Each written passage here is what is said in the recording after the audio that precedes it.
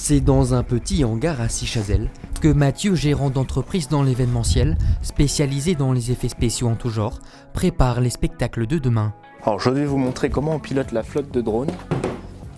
Une centaine de drones lumineux, programmés pour ne former plus qu'un et offrir aux spectateurs un souvenir inoubliable. Mais avant de décoller, il faut tout mettre en place. Alors nous allons relier la station de pilotage à l'ordinateur, donc la station qui se trouve ici. Tout est piloté à partir de cet ordinateur et vous avez différentes antennes qui correspondent aux différents protocoles de communication parce que le drone communique avec la station et on peut vérifier l'état du drone. On a la possibilité de ramener les drones si jamais il venait à y avoir un problème.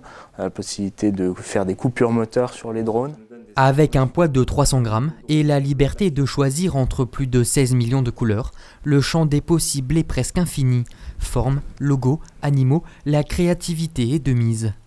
Alors je vais vous montrer la réalisation d'un tel spectacle dans le ciel. On peut laisser libre cours à notre imagination. Aujourd'hui tout est réalisable, bien entendu en ne pas dépassant les contraintes techniques des machines et la réglementation en vigueur. Si l'idée d'un spectacle de drone trottait déjà depuis longtemps dans la tête de Mathieu, la crise sanitaire est venue accélérer le processus.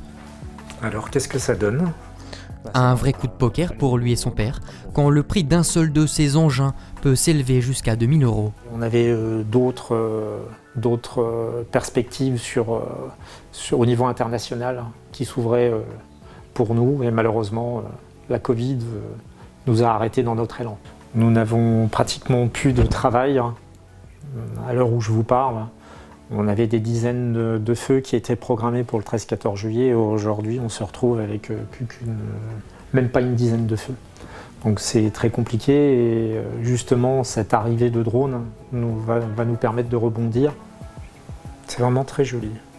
Dans le Grand Est, Mathieu est pour le moment pionnier de ces spectacles avant-gardistes, également plus respectueux de l'environnement, avec la promesse de vivre une expérience immersive où il n'y a plus qu'à lever les yeux pour avoir la tête dans les étoiles.